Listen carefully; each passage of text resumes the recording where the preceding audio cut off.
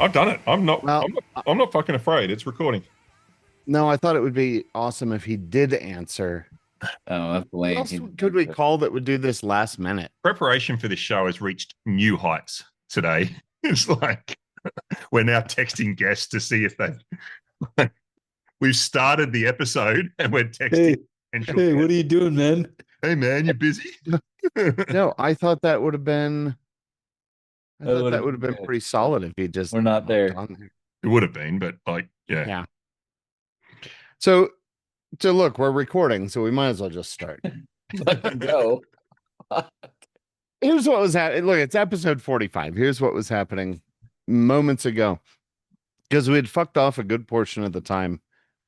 Well, or all the time between our last episode and this one. I didn't ask the guests we thought we'd have on if they wanted to be on. So I thought we would just call them right now. And I tried. And like a normal person, he didn't answer. So that's fine. But now we've got to come up with our own ideas. Like, what if he calls you back in the middle? Are we still gonna bring him on? Oh, 100. I'm gonna answer. Yeah. Okay. I might just text him just in case. You guys start without me. What you got going on Ron- behind you, Ron, David? go for it. Are we officially out of friends and potential guests? Like, is this the time to actually do a shout out to? I don't know how many listeners we've got now, maybe more than 10, and just ask for volunteers for guests on the show. Like, No, I got some people we can talk to. Yeah, You you just do. gotta. Of course you do. Yeah, we're not to the bottom of the You barrel. wouldn't know them. They're from Canada. My Rolodex is so full. Yeah, exactly. I just gotta like find it and like flip through it and stuff. Yeah, but they're like super cool and like but you wouldn't know them. Yeah. From Canada. Well, I'll tell you who wouldn't know him. I wouldn't know him anyway. Well, yeah, you don't know any cool people. I don't know anybody. Definitely not Sid. Never met him before.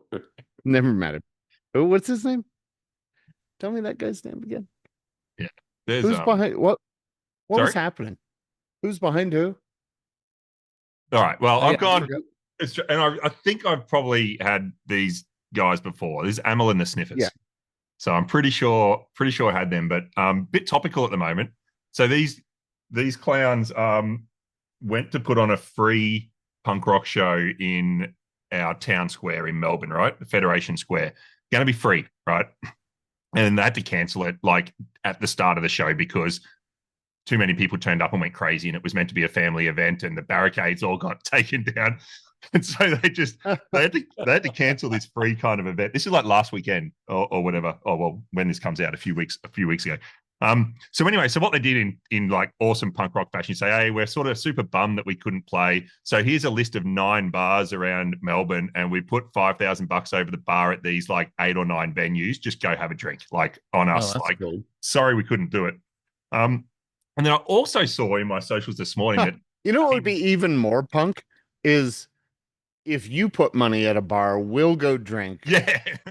And you meet us there. That's kind of that's what I thought you were gonna say. 'Cause Okay, that's a more punk rock band. Yeah, this is maybe a bit more big time punk. Yeah. Tier 1 punk, maybe. With cash. That's tier 1. Yeah. But anyway, Amy Taylor. I just saw in one of my feeds, like the next I don't even know whether it's a thing anymore, like, you know, like the monthly Playboy magazines. They're doing a whole Playboy feature on Amy Taylor. So I think she's gonna get nude for the gals and the guys. So also a cool punk rock thing to do, and looks a lot better in a dress than Fat Mike does. That's probably all right. Hughesy's busy, he says. We got to catch him on a different day. Sorry, Mike. No, you listen to the pod, so yeah. Yeah, exactly. No, you look amazing. All right. That's cool. So yeah, check him out. Man. Check him out. Nice. What are you fucking with, Ben? Oh God. I almost died there. I don't eat lunch very often. I had lunch today and I'm just like, I'm regretting it. I feel like something's happening. I just gotta be honest, this is quality content. That's right right. here. This is what people show up to the podcast for. How was the fried chicken? We Jesus are Christ. we are making up that 8 minutes that everybody loves. That's Migraña Social. It's a Mexican punk band, and they do not fuck around. It's pretty cool. Well, you can see this gal's got her like, what do you call the bullet thing? Bandolier, something like that. Yeah, In I think so. Australia, they'd probably call it something different. Oh, we don't have Well, they those. don't have that. That's a, but you can imagine what it would be like. Anyway, those fools are pretty cool. You should check them out. Nice. Cool. Nice. I got Rise No Against. new tattoos. Nobody's got tattoos. No. No, it's a real stretch here It's of a real, just letdowns. yeah, fucking lame. Sort of like the episodes. We should get Husey a tattoo. We should. He says he's he says he's at dinner with clients. However, he said, "How long do you need me?" Oh my God, this is a real-time negotiation. Bring and the clients on the show. yes. Clients. All right. Big time. What are we going to talk about today, assuming he doesn't show up? I don't know. Did you? It was going to be perfect if he tell us joined because we who's just behind talked you? root cause analysis. Yeah, it would have been perfect. We could talk all kinds of shit about it right now, and then he joins the next episode.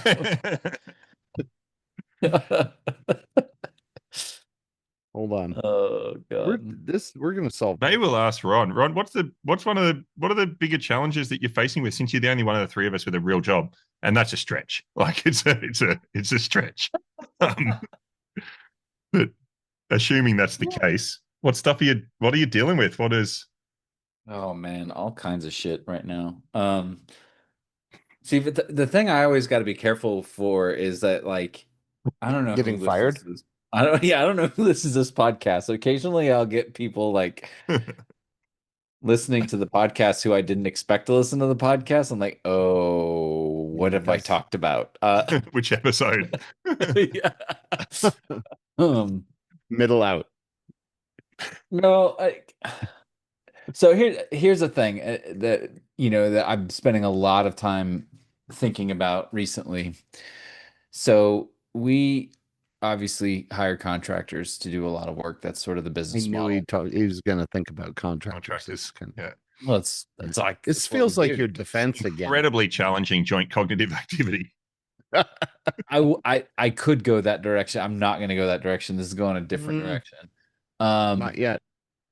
So one of the things I found, there's so much stuff we just do in like construction safety. So we have site safety plans, and then there's a site induction or orientation that you do, and there's whole processes like JSAs, JHAs, sometimes another thing on top of We've that. talked Actually, about that's all becoming these more things standard before, I think. pre-task plans and stuff like that. And the thing that's so striking to me is how similar these things are across different sites. Like you go from one site to another, you go to one contractor to another, and these things, they look pretty similar. But consistently you talk to frontline workers about these things, and like again, consistently it's like these are useless tools. The workers find little to no value in them. And so I've been giving that, like, I don't know, a lot of thought, and I've some ideas about, okay, why is that happening and what can we do about that? But it's so interesting to me because I'm talking to I've dealt with contractors across the spectrum. This isn't just the ones I'm talking to now. It's just throughout my career, like brand new contractors all the way up to like tier 1 GCs, and it's I mean, yeah, there's more flashiness. I thought but probably is what this guy was doing. But like, so I don't know. First of all, have you guys seen this? Does this like resonate with you? Like, and what? Ron, we have no idea what you're talking about. So I did make a comment this week because I was in a forum that had a bunch of different companies talking about contractor management, right? And they were all sharing remarkably similar contexts and issues and challenges. And so I may or may not have thrown away the comment that same shit, different polo shirt. Like it's like this idea that like it is remarkably homogenous, right? Like okay, yeah, we got to take Well, it's 5. mostly cut and pasted too, Yeah. isn't it? And the Somebody's irony is just each one found of those another one. things that I mentioned is designed to be like, okay, this is to help us identify what's specific about this site or this task or this, like it's a site specific plan, a site specific orientation. It's, like, but it's not. Like these are all the same shit you see everywhere. You could just take the fucking header off and put it, someone else's header and it Because looks, that's what they did. That's how they Yeah. came up with it. I think for a lot of people. And now you can be bad faster because you can just ask Chat GPT to yeah. essentially crowdsource all the shitty ones and take the header off and give it I've to you. seen a site safety plan. You mentioned specific to SiteRun. I've seen a site safety plan in Australia that was like in the emergency response section, dial 911, which Yes. is not overly helpful. Hold on, I got to take a note here. Remember to Just- change on your next plan, Ron, when you make sure you check the phone numbers. But I've also seen Yeah. the wrong company name. Literally, someone had changed the header and footer and title page and actually not removed the reference to the actual company that the documents were from inside the documents themselves. And we know JSA is like, I've seen it still say fill in company name. Yeah. Well, Like, the rationality of this, right? What does a project manager and a site manager and that do when they need to do something that they don't really believe adds value, but they have to have it? They just go file save as from the previous time that they had to produce that thing and start producing it. But it is interesting about how similar it is across companies. Yeah.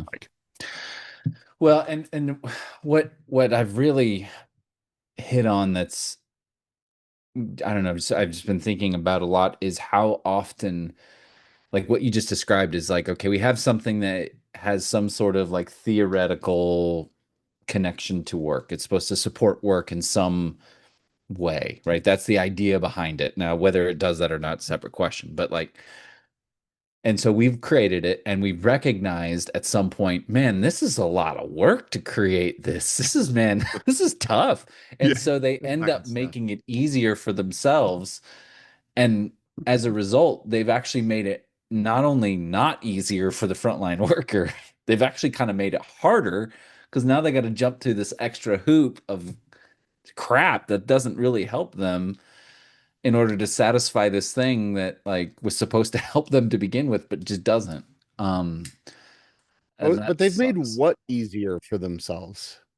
So like I mean, it's a good question. And I think to me, the project manager, for example, in this hypothetical, it has a requirement that they have. Hypothetical rhymes with um, they have a requirement that they have to meet that could be self-imposed. It happens a lot where I've had lots of GCs say, "Oh, this is what we do," and then when I come and ask, "Okay, yeah, show me how that works," they freak out like I've created some new requirement for them. Like, no, that's what you said. Like, Yeah. like I didn't Thought say you this. loved it. Yeah. But like they have this self-imposed requirement, like here's how we're going to support the work, or here's how we're going to manage the work process, or here's our work control system, or whatever it is. They don't usually say those words, but then like they realize, oh shit, to actually do this the right way, that's hard. That's a lot of work. Like if I have to actually think through the task or the project and actually write down the things as the theory behind a site specific safety plan is actually write down all the things that are going to be important for this site, and also importantly in my opinion get rid of all the extra bullshit that isn't important for this site that's in that 100-page plan. That's hard work. That takes time. I could probably just get away with just like throwing everything in there, saying, "Hey, it's in there somewhere." Like a ska song? Yeah, exactly. Site safety plans are the ska music of construction. It's the ska That's music. That's a shirt. There's a shirt in there somewhere. Site. It's a long shirt. It's a long Safety fucking plans shirt. are the It's a shirt ska with music just, of safety. It's probably more of a moo. It's 50 different safety people holding a different safety document. And horns. Yeah. Horns. But you know what I All mean? the Like, does this make any sense? Like, I don't know. Yeah, but I No, think I'm going to come back to Ron. We've literally never heard anything that you're talking. so. You mentioned making So- things efficient because, and I was thinking of the task-based risk process because we've talked about that on an episode, and you just mentioned that, and I sort of and I was having a conversation with a colleague this week saying, "Oh, the general managers want people to redo the JESA every day, right? Even if it's a job that's going to take 3 or 4 days, they need to start again from scratch and redo it every day." And it just sort of highlighted to me. You mentioned about efficiency, make it easier, Ron. I think we have this dynamic jerking, not in the fun kind of circle jerk kind of way, but in a like between efficiency and thoroughness, right? We You do 4 at a time, like ski. like it. Yeah. We've before we started recording, we were talking about mean jerk time. What were we doing before we started recording? And then you called Hughes. Yeah. Oh Speaking shit! of Speaking of Husey, Do you want to hold join? on. Hold on, he's Yeah, joining he's here. right now. Where is he? Is he really? I don't know. Yes.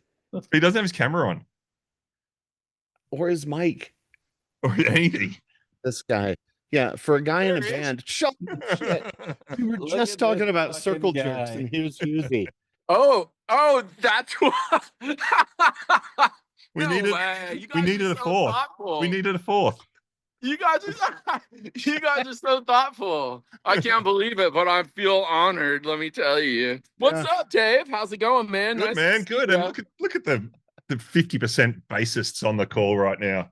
Oh, at this. my I know. God. And this guy looks like a bassist too. This What's is up, almost like Husey? that Spinal Oh, Tap not song, too right? much. The Big Bottom, where it's all bass. It's all bass, brother. Yeah, no trouble. Not around here. Here, I need my best light. Here, how's that? That's There's a perfect. street No, light you don't. You're provided. sneaking. Actually, I would go to that dark part over there. Is Yeah. there any chance that you could step into the Brazilian steakhouse and hold one of those swords full of meat? Because I think that's a That's some funny that's a shit, good dude. look for you. I If might you're be not- able to do that. I don't know. I feel like I would be violating some kind of freaking rule of some kind. And I know this is a crowd that respects rule followers at Yeah. all costs. First rate. First rate. Brian, I should mention that we're on. Like we're like. Oh, I know. I got it. discussion. Yeah, that's right. just I as wouldn't have as it- heads up. Dude. I wouldn't have it any other way. But I only got a few minutes. So I actually Okay. have a table full. You said bring your client. There's like 6 of them. Oh, it's even better. Just do Yeah. this in Keep the an eye- restaurant. just keep an eye out because this is all a big decoy to get you outside, and you'll see Ben in the background slide in and take your seat at the client table. Who's client now, bitch? Yeah, right. No, I know. They're all. The funny thing is, they're not even safety. They're all reliability folks. So we're. But what? Never mind. But safety. If safety is everybody's job, right? Yeah, Oh god, this guy. this guy. Where are you, Brian, in the world? Oh, I'm in Atlanta. Sort of Atlanta. I'm in a place called Buckhead. You heard of it? No. Yeah. No. North in the of same- Atlanta. Same conversation that you have that starts with circle jerks gets to Buckhead. It's just north of the city, and That's a so- nice part. That's good. Yeah, I'm not complaining. I'm here for 3 days. First work trip in a while, too. I feel grateful for that. I've been traveling a ton this year. Those are brake lights, by the way. Look at that effect. Yeah. No, it's amazing. I like Yeah, that. we didn't. Your We lighting don't guy usually needs have to- special Your effects on the lighting guy needs a podcast. pay rise. Yeah. That's it. Does But everything, Brian, does everything look the same? Because that's what we were talking about here. yeah, Ron started So- with you go Yeah. to different job sites, construction stuff, whatever, and every site safety plan, everything that's meant to be specific to a job. It looks the same. It's almost like a punk rock safety episode. It's like the same thing. yeah. 8 minutes of So it's almost like there's a starter kit for safety, and you can just go and you get a Take 5 and you get a JSA and you get a safety management plan, you get an induction plan, and it's kind of like it just looks the same when if every organization is different and project's different, shouldn't this stuff look a little bit more different to what it does? Yeah. Absolutely. I totally agree with that. Now, having a starter plan, I don't think is a bad idea because some people just really don't have anywhere to start. So having a little structure, having like I was talking last night with my colleague, Katie, and she said some friends started What's up, Katie? this. Yeah, Katie. They started this business that is like. The way that I understood it, it was almost like brewery in a box. Well, they don't have a brewery, but they want to start like a brew pub, and so they buy their beer apparently as a kit, and then they brew it up and serve it. Now, I have no idea. Like this does not make sense to me, but apparently it's a thing. But you know, so like you can get a kit, like you can get a liquid form, so you get like a 10-liter liquid. Yeah, you still do the fermenting and that, but you don't need to start from scratch. Yeah, but you don't open a bar with a kit, do you? I mean, that's like a homebrew sort of thing. So I still like, but okay, like safety in a kit, you know. But hey, you know, if it gives you a start, I think that's okay. But I think that you have to make it your own. Like it has to really, like you need the ability to recognize that this is a starting point. But well, it's kind of like just typing in, hey, Chat GPT, write me a blog entry on how to write a site safety plan, and then taking its first cut, copy paste, and say, "There's my site safety plan." Like it's not, like that's not cool. I don't know. Like you got to take it, you got to make it your own and use it as a starting point. So I don't know. I mean, maybe you guys would know a lot more about that than me. Like I don't really. I investigate things. No, right. That's why we called you. That's why we called you. Okay. Yeah. Well, there it is. Sounds to me like people are just being a little bit too fucking lazy. Well, you might be right about that, but is it okay? So let's like giving them the benefit of the doubt. Are they really too lazy, or are we piling them wide and high like this Brazilian steakhouse that I'm at? If I don't turn my coin over red, my plate shall runneth over. And I feel like a lot of the folks, especially this crew that I'm working with here, like they just have so much going on in their lives that any little bit of help is actually useful to them. So we might just be expecting way too much out of people and not giving them any capacity to have some independent thought, you know? And so anything that helps them, they might just grasp onto it like a life preserver and be like, man, I'm just grateful for this. It's not perfect, but it's sort of getting me part way there. That said, I mean, I don't know that that's good enough when we're talking about safety. I think that might work in the world of reliability. You know, like if you have an 80% PM plan, well, maybe that gets you most of the way of where you need to be. But when we're talking about life and limb, when we're talking about losing a finger, we're talking about somebody getting electrocuted or something like that, stakes are too high, you know? So, well, I wouldn't say that. I said steaks in front of a Brazilian steak. I just want you guys to know. Yeah, you did. But I think the stakes are too high, and I think that and I think this is a leadership thing that we need to make the capacity. If you're going to give them some kind of a out of the box solution, then they gotta also there has to be the expectation that hey, I need you guys to make this your own. And then I'm not really sure how. Like I said, I never worked as a safety person on site. And so like would a supervisor or would a safety manager show up and say, hey guys, talk me through what you did this morning before you started the work, and you know, have a discussion with them about what the expectation was. Or, you know, are you just sort of out of the boxing it, or are you actually putting some independent thought into it? And because I want you to, and I'm making space for you to do that, I would feel like that would, if I were a site safety, well, if I were working a job on a construction site, that would provide me. Brian had a real job. If Brian, right. Well, yeah, exactly. Three of us just pretending, and one guy with well, as far as we know, a real job. They don't build anything yet. Oh, I mean, Ron's the guy with the real job. Yeah, exactly. Yeah, that's called vouching for me. Eat it, fucker. I know. Well, listen, I hate to say it, but I probably should get back to my thing. I really appreciate y'all dropping in on me like that. That's pretty fun. You should come back on for a full episode and but it's still valet. You'll probably have to come up with your own topic though. Well, I will. Tell the valet people to shut up. I'll come up with my own topic. I'll dial in from band practice for crying out loud, and we'll make this a real punk rock safety episode. So that'd be fucking cool, guys. All right, later, I'll talk to y'all later. Thank you so much. Later, Buff. Have a good one. Thanks for holding it down, Ron. I got you, Boo.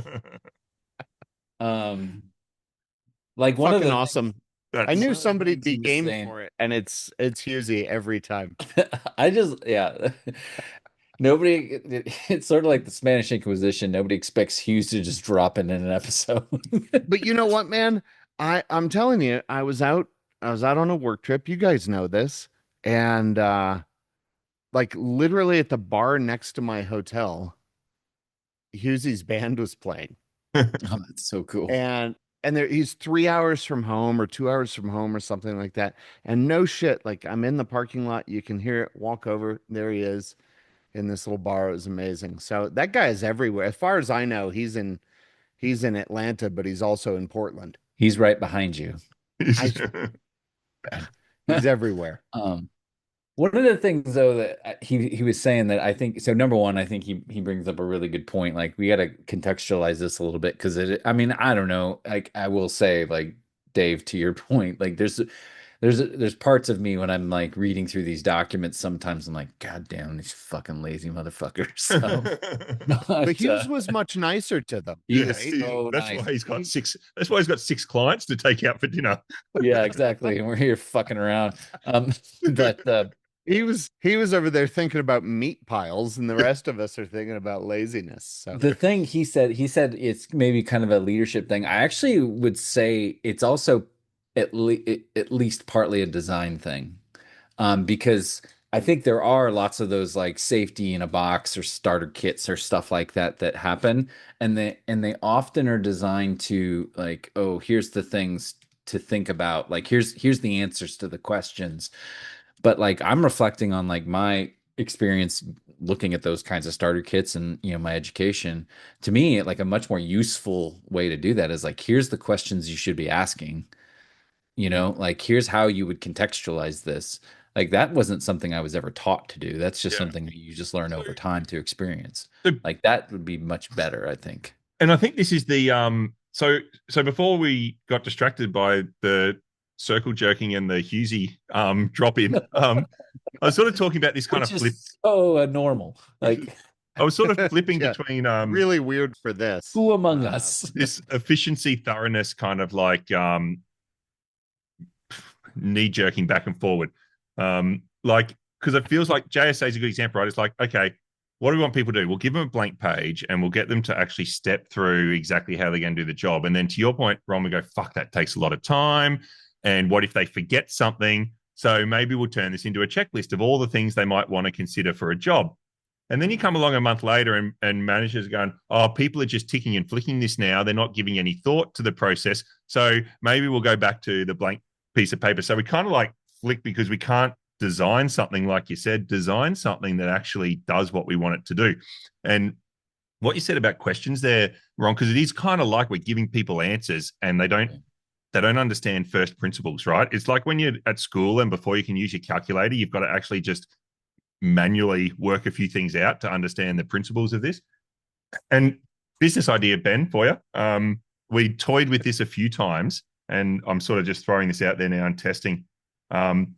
We sort of say, could you design a set of questions that people could write a safety management system, right? So instance, for example, is like, what types of things do we want reported? Who do they get reported to? How are we going to review and investigate them? What do leaders need to be doing for safety? When do we do a risk assessment? Like almost working through a management system and saying, here's the 300 questions, right? You just to build a safety management plan or a safety management system, you need to work through these 300 questions for how you want this to be kind of arranged. But it was designed to be a little bit the way that you said, Ron, which is a response to the whole proliferation of I can download a forklift procedure, I can download an SM, I can download a 45,001 compliant ISO management system, insert company name and go, done. So it's this idea about, starting with the questions that need to be answered. And then, because I like Brian's point about the starter kit, like, and then creating the space and capacity to make it your own. And I think that's probably just best done with questions. And even if it was a smorgasbord, like here's a few different ways to think about this, but you have to figure out what's relevant. Don't know. I think so, because I think I mean, one of the things that we're solving, like if you think about this, like we're solving for the complexity of work, which requires some level of variability in it, right? But that's hard, right? That's hard to write into a procedure, something that can deal with that variability.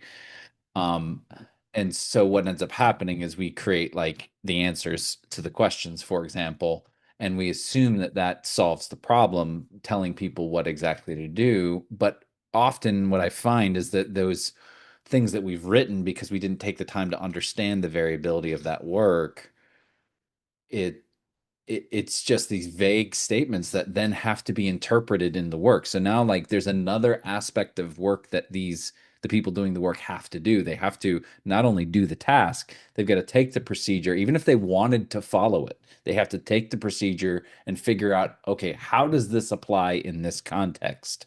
Which is another form of work, And the right? procedure says something like, the procedure will say wear appropriate PPE. Which Yeah. is kind of like, Okay. okay. Oh shit, I was going to do the inappropriate I ones. was thinking when you said that, and I don't know what the actual saying is, but you, it's almost a little bit like safety is the answer to the question that no one asked. It's like We were Yeah. talking about that though the other day, is that really, anytime, it may be less now, but anytime you used to need something for the company or your budget was getting cut, you'd just shout that it was safety related Oh yeah. and never mind justifying it or making that connection, because safety was so poorly defined or understood anywhere else, because we were just filling in blanks or buying some template. I don't know. I've seen those things where it's sort of, a list of questions meant to lead you somewhere. And I think, and maybe this is the trouble you ran into, is commercializing it is tough without it then just becoming a, a sort of fancier fill in the blank. It's almost like Mad Libs, where most of it's done for you and you just put some words that maybe make sense or they're funny. Do they have Mad Libs in Australia? I don't even know what the hell that is. Oh man, I loved Mad Libs. These guys. I don't know. Yeah, sorry, I don't but know there's if we're like a talking. I third don't know if world we're talking country about. down there. I don't know if you're talking about food or a sexual act, or I have no idea what you're talking about. Well, it's none of those, but you'll have homework. While you're looking up videos for Emil and the Sniffers, is the magazine out yet? I'm now trying to figure out how to subscribe to Playboy magazine.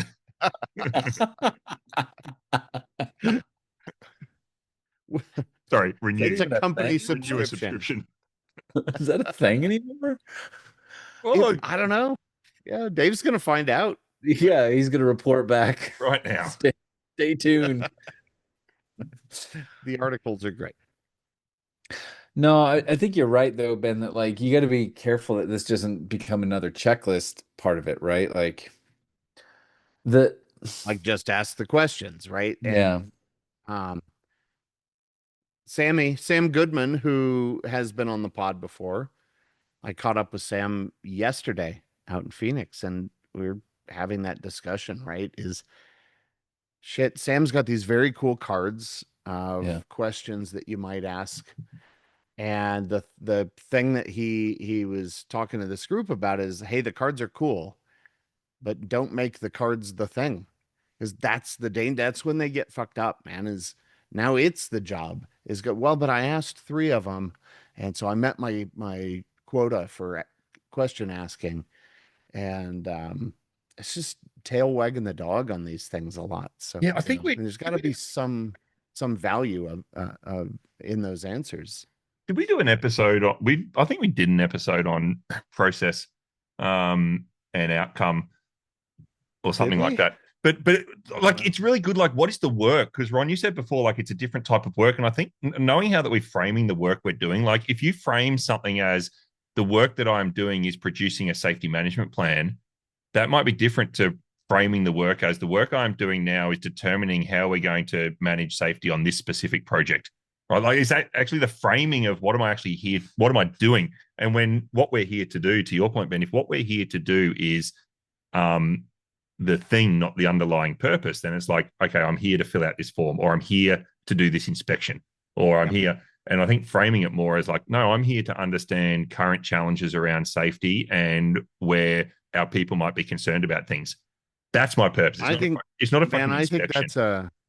I think that is an underappreciated skill, is problem framing. Because we don't do it. And if you just default to not framing problems well, then about 100% of the time it ends up that you're chasing the thing and not whatever the thing is supposed to help.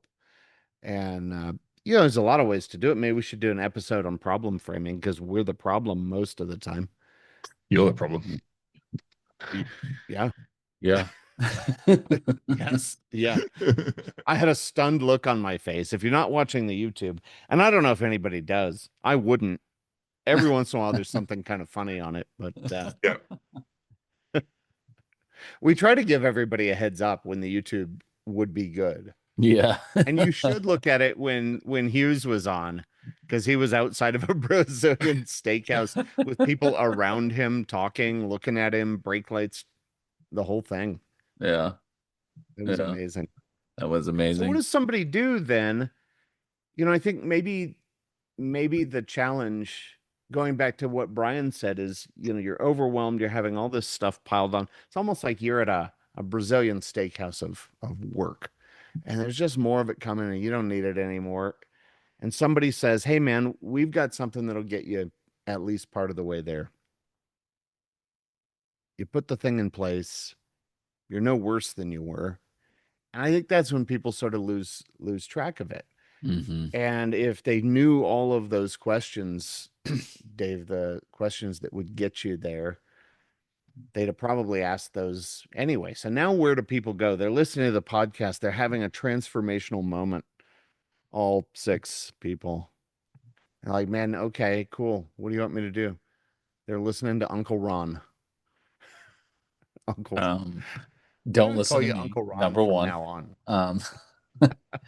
I actually have an Uncle Ron shirt, because from my not from my niece, she didn't buy me the shirt, but my sister bought me the shirt so that we could she made it in the sweatshop. Some like family. Yeah, exactly. I'm gonna wear it next time, Uncle Ron. It's safety time with Uncle Ron. Like Captain Ron. Yeah, great move. Exactly. Now, to me, I think the mistake that we make is I think we end up treating these things like best practices, and this comes to that general idea of best practice, right? Like, fucking, that's going to get Ben started. I can put this in place, and it is the right thing to do in all circumstances. And once, all I need to do is make sure it's in place, and then I'm good. But to me, I don't think, if best practices exist, it is a good practice that's combined with an appropriate context. That's what makes it best practice. Man. The term best practice fills me with murderous rage. Ben's just about to leave and take a time out in his new station in the office. I know. I was getting amped up. Yeah. No, that's the line though. Listen to what Uncle Ron just said, is if there is such thing, it's good practice and appropriate context for that, right? Yeah, exactly. So like, since we know that the contexts are changing, then what worked before isn't going to work.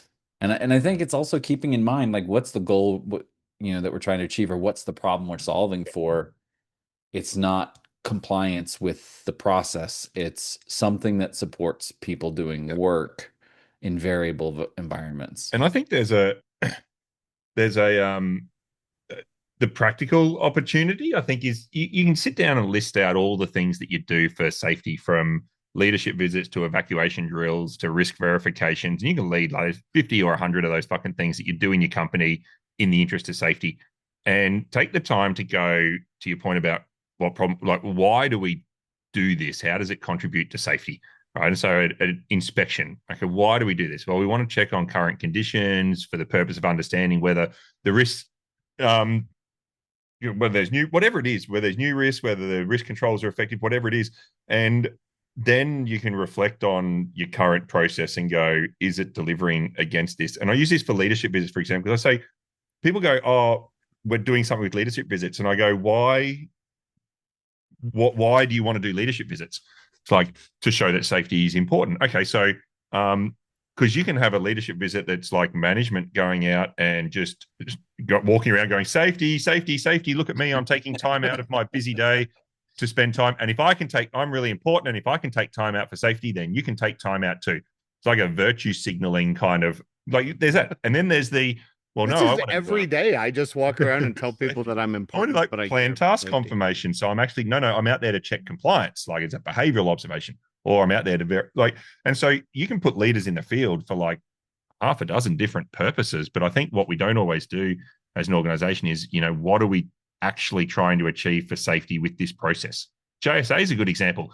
Okay, this is a job that we haven't done before, or we do infrequently, and we don't have a procedure for, right? Okay, so we need a process to plan that work before we do it.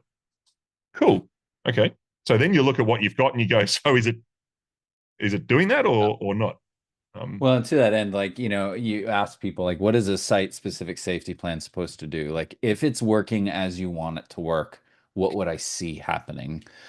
Right. And I think one of the telltale signs is that, like, often when I ask questions like that, I get lots of blank stares, lots of confused answers. People don't actually have a clear understanding of what something is supposed to do, which I think already that's a problem. Like, the stuff we're doing, we should know what good looks like if people are doing it.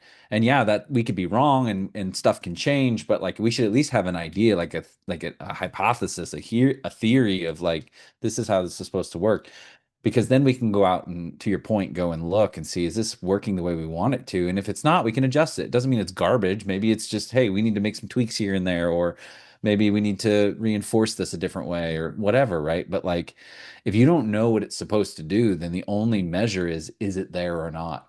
And I think the people That- knowing what And it's that's where supposed our to do, manual gets just plugged in, right? exactly. Okay. and the people doing it And knowing still what sort it's of there to necessary. do as well. Sorry, Dave. I think Everybody the people talks. doing it as well. Like I think of an example like oh fuck it. Go.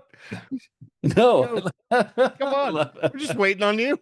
I think importantly, not just the organization or the safety person knowing why it exists, but the people who are actually involved in and performing the activity know Yeah. exactly what it's meant to do. And the example, like, they're cliche, like a pilot doing a pre-flight safety check. They kind of know why they're doing that check, right? And they know kind of why each of the questions that they're going through are being asked, and they know what the implications are of, if some of those things aren't done or aren't the way they're meant to be. And now, yeah, there's going to be clutter and noise in and around all that, but fundamentally, there's a clear understanding of why we do it. There's a process that's designed to support, the important things that need to be done.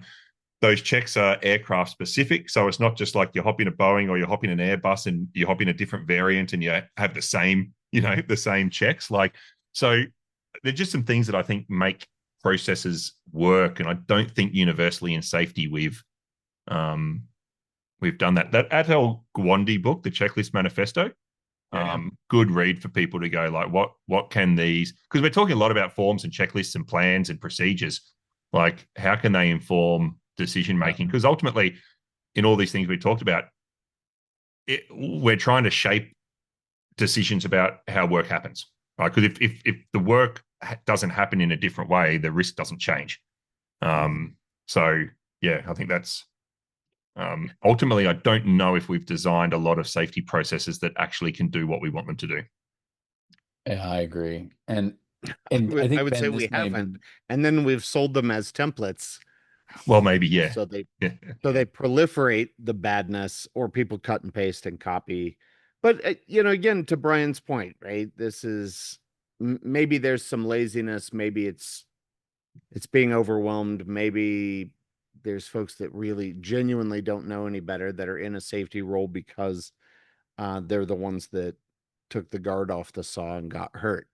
So I think I'm walking back the best practice part just a tiny bit, because I do think there's a small area where best practice is cool, and maybe best practice is the people doing work should know what the fuck the safety stuff is meant to do.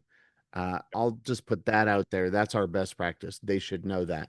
And then how we get there that's Ron's you know, Yeah, good practice that's fair. context, those sorts Yeah. of things. Yeah.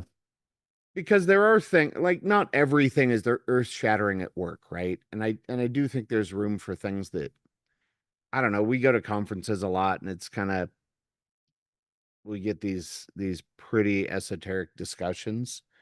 And I think at time like a checklist is okay sometimes, right? Yeah, And that really absolutely. is Well, and best I think practice. Well, I just want to clarify because I think sometimes we sound like we're making fun of everything, and that is mostly true. Uh, no, I think to me, because I think you're right, there are times when we can actually help, right? So if you put something into Yeah. these documents, whatever, it should be done with the eye towards helping, and you should have a clear idea of, okay, this helps by doing this, because then I can go and I can look for that. Like, you know, so like if there's a document that says, hey, if these conditions exist at the site, then X needs to happen. it's a Like to choose your own me, adventure the, book. the That's my question favorite. I have is like, we know what fucking site we're going to be at. Don't you know if those conditions already exist or not? Like, and if you don't, then help people understand how they would identify it, right? Like, Yeah. so there's some things that we can do. And the point I would make, yes, I agree. Like, people who are writing these documents are fucking busy, and that's part of the problem. But we have to admit that, okay, just doing it half-assed, that may be Quarter-assed. something that is necessary in the moment because we can't do perfect, but we are creating potential for risk. But I'm using my whole ass. Yeah. Yeah, well, you Well, are I a think whole ass. that's where Dave, brought up that the importance of those questions, right? Because Yeah. if you really know the structure of what it takes to problem frame, right? If you know the structure of that, the questions sort of stem from that. You'll ask those questions that get you to that point. And I think that's how you get past the template with 911 in Australia, which will get you fucking nowhere. Mhm. You will just die. Well, you might die in Australia anyway, but you'll definitely die if you're dialing 911. You might be So I okay. think We've had a maybe couple of that's emergency the call outages recently with our 000 calls, so you might actually be better off dialing 911 and crossing your fingers. awesome. No, but I mean your point is sound, Ben. Like, we're not saying these tools themselves are bad or that they're good. That's the problem. What determines whether they're good or bad, or do they help the people in the moment? So step one, what do the people need? Step two, how do we orient these tools and processes towards those needs? And then step three, to your point, Dave, how do we then go back and have a feedback loop to see, is this actually working the way we expect it to, and, and then adjust as needed? and I think connecting it all together, because like if you've got a safety management plan, there's only a handful of people who access that document and read that document, right? The plan should translate into routines and practices and activities that occur by different people with different responsibilities. So the worker or even the supervisor doesn't need to read the safety plan, right? They just need to know their role, their processes, but also how these processes fit together. Like, okay, well, I've got work procedures. Okay, fine, but the site might be different. So I want to add a take 5. So I've got the procedure, but I also want to look at site conditions. Then if I don't have a procedure, I want to do a JHA. But if I'm doing a JHA, do I still need to do a take 5 because I am here on site with these conditions? So maybe not. And then if I'm checking on controls, then why is my supervisor doing risk control verifications every day? Because I'm checking the controls, and then what's this weekly inspection meant to do? And so I think because we just throw activity after activity, that's what I mentioned before, these 50 or 100 things that we do, we've lost the systems perspective on in how these things work together and separate in different contexts and different people and different roles. So that's another task to do, is actually. But then you get to yell layers of defense, Dave. And Well, just call it that. Totally. That's what I meant. It was just Yeah.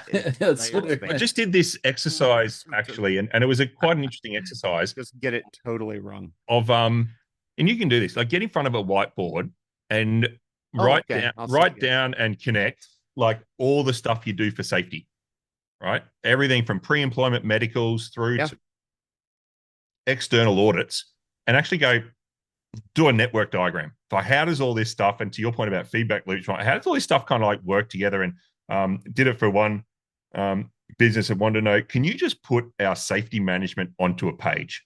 of all the things that we do and why we're doing all the things that we're doing and how they all kind of like relate to each other. Pretty good exercise to go through just to work out in your organization how much stuff you're doing.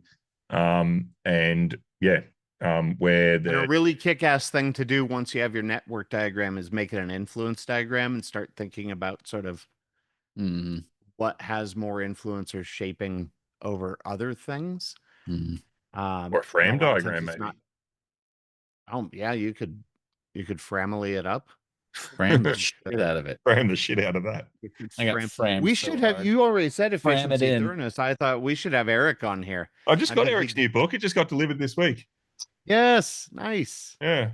Nice. No longer safety 2 or incremental safety now, bitches. Yeah.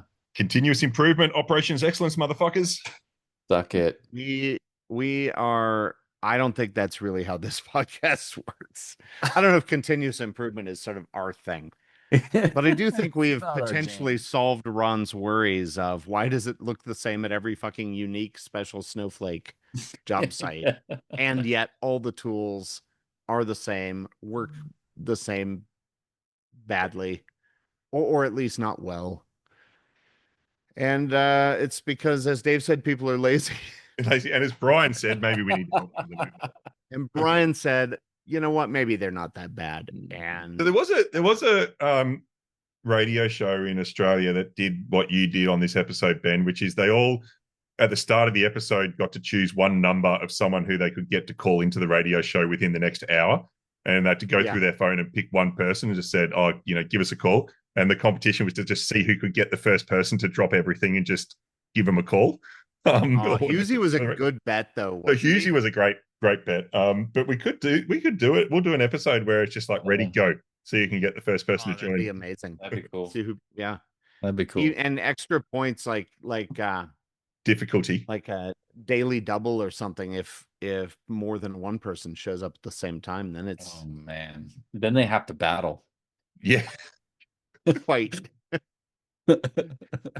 perfect. But Perfect. this was, and I know it's probably a shocker to everybody involved, but a real emotional roller coaster of an episode. Yeah. As usual. Boys, I think, if we didn't solve it, we're dangerously close. Yeah, I think we solved the shit out of this one. Yeah, I mean, Dave quit paying attention because he was doing some magazine subscriptions. it's a thing. I have. It's a thing. It's next. I was gonna say next episode. Next Oh, next month. let's just say you're definitely going to want to subscribe to the YouTube next episodes for Dave's background. Let's just say like No one tell. so much going on. I mean, this part in Australia, you've got you got wellness plans that are kind of Oh, yeah. taking a turn. That's You've got That's right. you got local Melbourne punk rock bands taking their clothes off. It's all happening here. You should come visit. It's about time to A start lot planning. happening here. It's a little bit different, though. We might have to plan a field trip Need a field trip. to Australia. Yep. Bowling for soup. Dave has. I'd sent it through, and it was crickets. Yeah, sorry. Texas band. We were busy pretending to have work. How's Ron going? Oh, I need to write a safety plan. Maybe I'll just use the episode to just get some ideas. That was exactly what happened.